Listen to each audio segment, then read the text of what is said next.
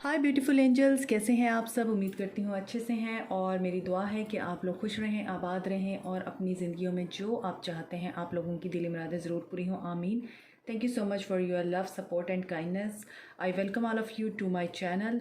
And आप जानते हैं कि हर संडे को आप लोगों के पर्सन की तरफ से लव मैसेजेस आते हैं, आप लोगों के पर्सन की तरफ से प्यार का पैगाम आता है। आज देखते हैं आपके पर्सन आप लोगों के लिए क्या सोच रहे हैं और उनके दिल में आप लोगों के लिए क्या मोहब्बत है, क्या फीलिंग्स हैं।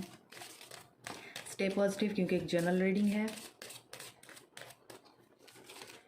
देखते हैं आज आपके पर्सन आपसे क्या कहना चाहते हैं, किस एनर्जी में है।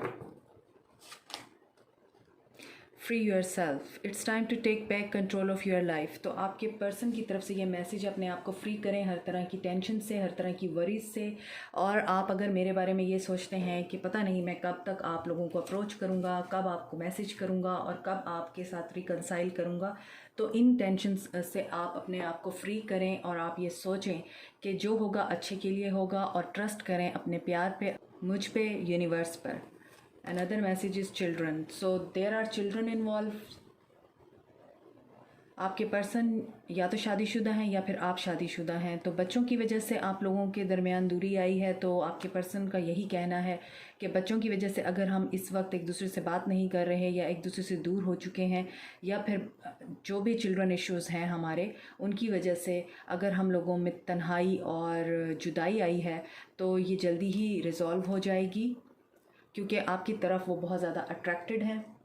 ये आप लोगों की पिछले हफ्ते की रीडिंग में भी आया था कार्ड अट्रैक्शन का। तो डेफिनेटली आपकी पर्सनालिटी बहुत क्रिज्मेटिक है और मैजिकल हैं आप लोग। यही वजह है कि आपके पर्सन आपके हिसार से बाहर नहीं निकल पा रहे, सिचुएशंस जो भी हैं, लेकिन आपके पर्सन आपकी तरफ बहुत ज़्यादा मैग्नेटिक पुल फील करते हैं। और हीलिंग फैमिली इश्यूज़, डेफिनेटली आप में से बहुत से लोग ऐसे पर्सन से मोहब्बत करते हैं जिनका अपनी फैमिलीज़ के साथ कोई इशू है या बचपन का कोई ऐसा वूंड है जो अभी तक हील नहीं हुआ है। तो आपके पर्सन की तरफ से ये मैसेज है कि वो अपने बचपन के ट्रॉमास को हील कर रहे हैं, अपनी फैमिलीज़ को और अपने घर वालों को अच्छा ताल्लुक़ बनाने की कोशिश कर रहे हैं, तो हील कर रहे हैं वो। और जो भी बच्चों का इशू है वो भी रिज़ॉल्व हो रहा है। You have to keep faith और pay attention to the red flags. यहाँ पर ये है कि अगर आप ये समझते हैं कि इस रिश्ते में कुछ नहीं बचा और आप लोग बहुत ज़्यादा अपसेट एनर्जी में रहते हैं, नेगेटिव एनर्जी में रहते हैं, तो यहाँ पर आप लोगों को ये वार्निंग दी जा रही है कि रेड फ्लैग्स की तरफ अटेंशन दें कि आप लोग पॉजिटिव स्टेट ऑफ माइंड में नहीं है तो कुछ भी आपके रिश्ते में पॉजिटिव नहीं होगा। और अगर आप चाहते हैं कि आप अपने पर्सन के साथ रिकनसाइल करें तो आप लोगों को पॉजिटिव स्टेट ऑफ माइंड में रहना है, हाई वाइब्रेशन में रहना है, नेगेटिव थॉट्स नहीं लानी अपने माइंड में। किसी भी इशू को लेकर आपने अपने पर्सन के बारे में नेगेटिव नहीं सोचना है। बच्चों का इशू है, फैमिली का इशू है, हस्बैंड वाइफ का कोई इशू है आपस में, यानी आपके पर्सन थर्ड पार्टी में है, तो ये आपका मसला नहीं है, ये आपके पर्सन का मसला है और ये यूनिवर्स का मसला है कि वो किस तरह से इसको रिज़ॉल्व करेगी। तो आप लोगों को सिर्फ ये मैसेज दिया जा रहा है आपके पर्सन की तरफ से कि आप लोगों को टेंशन नहीं लेनी, ये सारी टेंशन्स आपके पर्सन के लिए हैं। ठीक है, तो अब हम आपके पर्सन की तरफ से मज़ीद देखते हैं कि क्या लव मैसेजेस हैं।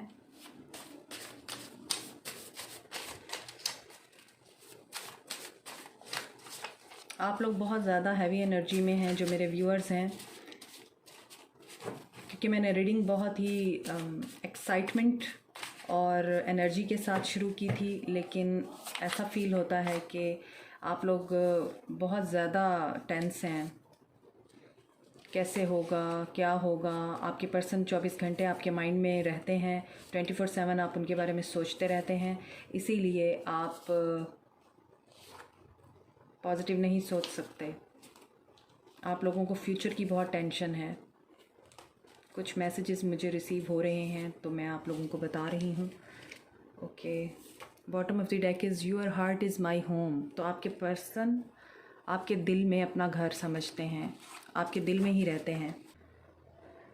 I hate how much pain I have caused you. तो ये आप लोगों की पिछले हफ्ते की रीडिंग में भी आया था मैसेज कि आपके पर्सन इस चीज़ की वजह से बहुत ज़्यादा अपसेट भी हैं और इस चीज़ की वजह से अपने आप से नफ़रत भी करते हैं कि उन्होंने आपको कितना दुख दिया, कितनी तकलीफ़ दी और आपके पर्सन ने आप लोगों को हर्ट किया और वो इस चीज़ की वजह से अपने आप को माफ़ नहीं कर पा रहे हैं। I am sorry.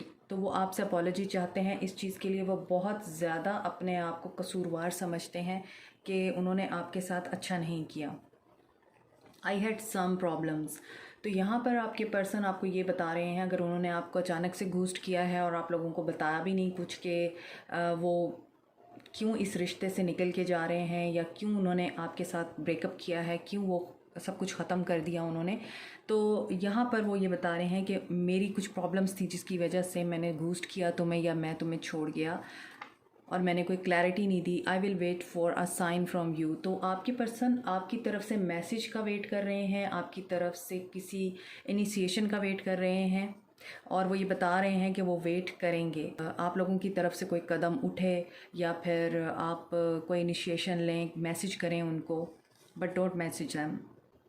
I see your pictures, your profile, your posts and listen your songs।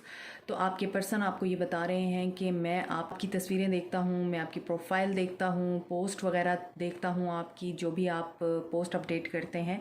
आपके पर्सन अवेयर हैं, वो स्पाई करते हैं आपको। और अगर आपने कोई सॉन्ग अपने पर्सन को कभी सेंड किया है या आप लोगों ने इकट्ठे कोई ऐसा गाना सुना है जो आपकी मेमोरी है, तो वो उस सॉन्ग को भी बार बार सुनते हैं। यहाँ पर आप लोगों के पर्सन की एनर्जीज़ में मिसिंग एनर्जी बहुत ज़्यादा मुझे फ़ील हो रही है, जैसे वो बहुत याद कर रहे हैं आपको और बात करने की पोजीशन में भी नहीं है। मींस कोशिश करके भी वो आपको मैसेज नहीं कर पाते। Your personality is spectacular. तो यहाँ पर मैंने आपको बताया था कि अट्रैक्शन है आपकी उनको और आपकी पर्सनालिटी बड़ी मैग्नेटिक है। तो ये इस चीज़ की कंफर्मेशन है कि वो आपकी पर्सनालिटी की वजह से आपकी तरफ बहुत ज़्यादा अट्रैक्टेड है। जो आपका ऑरा है वो किसी और में उनको फ़ील नहीं होता और इसी वजह से आप 24/7 उनके माइंड में रहते हैं। You are on my mind every second, every minute, every hour, every day. तो देखिए मैं भी आपको यही बता रही थी कि आप उनके माइंड पर रहते हैं 24/7 और ये इस चीज़ की कंफर्मेशन है और वो आपको भूल नहीं पाते हैं, चाह कर भी नहीं, क्योंकि वो आपको बहुत ज़्यादा मिस कर रहे हैं। कार्ड्स बहुत सिंक हो रहे हैं। Please wait for me. और आपको बता रहे हैं वेट करें मेरे लिए, कहीं मत जाएं। You challenged my belief. तो ऐसा है कि अगर आप जब मिले थे एक दूसरे से, आपके पर्सन उनकी पर्सनालिटी ऐसी थी, सपोज़ उनकी कुछ ट्रेड्स आपको पसंद नहीं थी, तो आपने उनको इतना प्यार दिया, इतनी केयर दी कि आपके पर्सन खुद को बदलने पे मजबूर हो गए। तो यहाँ पर वो यही बता रहे हैं कि तुमने मेरे बिलीव्स को चैलेंज किया। ऐसा कि सपोज़ आपके पर्सन अगर फ्लर्टिशियस थे तो आपने उनको इस कदर मोहब्बत दी कि आपके पर्सन ने ये ट्रेट अपनी छोड़ दी। I am coming back. वापस आ रहे हैं, आपको वो ये बता रहे हैं you make me feel at home. ये दूसरी दफ़ा कार्ड आया है, your heart is my home and you make me feel at home. तो आपके साथ उन्हें बड़ा सुकून मिलता है, वो बहुत पीसफुल फ़ील करते हैं, कंटेंट फ़ील करते हैं, प्रोटेक्टिव फ़ील करते हैं आपके साथ, उन्हें अच्छा लगता है आपके साथ। I miss your laugh. और आपका लाफ उन्हें बड़ा पसंद है, आपकी स्माइल पसंद है, आपके हंसने का तरीका पसंद है।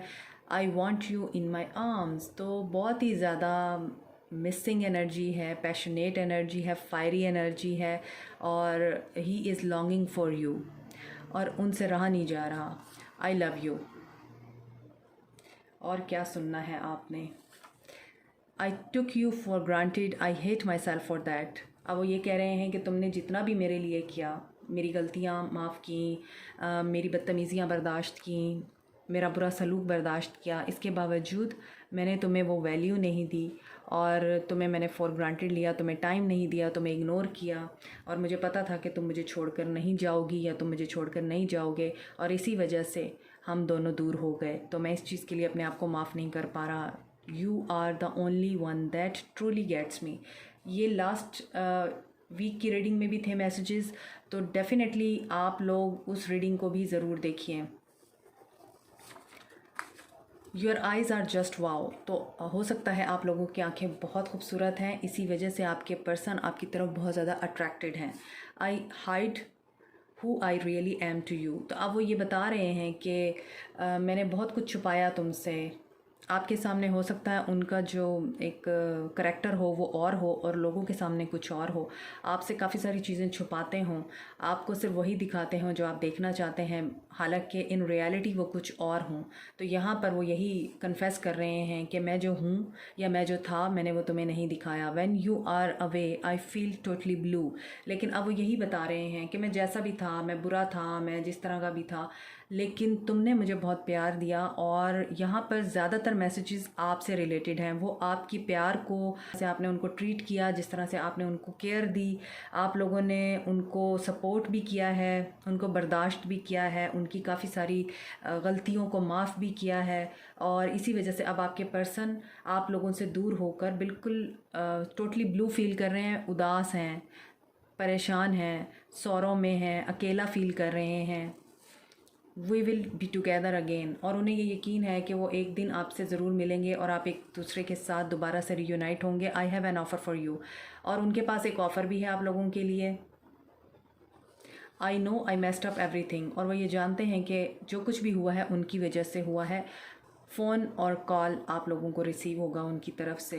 डेफ़िनेटली जितना पैशन यहाँ पे नज़र आ रहा है उनके लव मैसेजेस में, आप लोगों के लिए ही मैसेजेस ज़्यादा आए हैं कि वो अपनी गलतियों को भी मानते हैं और आपकी आइज़, आपके लाफ, आपकी पर्सनालिटी से अट्रैक्टेड हैं। आपके साथ जो बुरा किया है उसकी वजह से आपके पर्सन बहुत ज़्यादा दुखी फ़ील कर रहे हैं, अपने आप को कसूरवार ठहरा रहे हैं और इस चीज़ को कन्फेस कर रहे हैं कि आप लोगों ने उनके साथ बहुत अच्छा सलूक किया और उन्होंने आपके साथ बहुत बुरा किया। इसी वजह से अब वो अपने आप को माफ़ नहीं कर पाते, तो आपसे माफ़ी की उम्मीद है उन्हें। वो चाहते हैं आप उन्हें माफ़ कर दें। तो ये है आप लोगों के पर्सन्स की तरफ से लव मैसेजेस। और स्टे पॉजिटिव, क्योंकि आपके पर्सन की तरफ से फ़ोन और कॉल आ सकता है आपको। Thank you so much. Comment, like, subscribe and press the bell icon also. Take care, bye.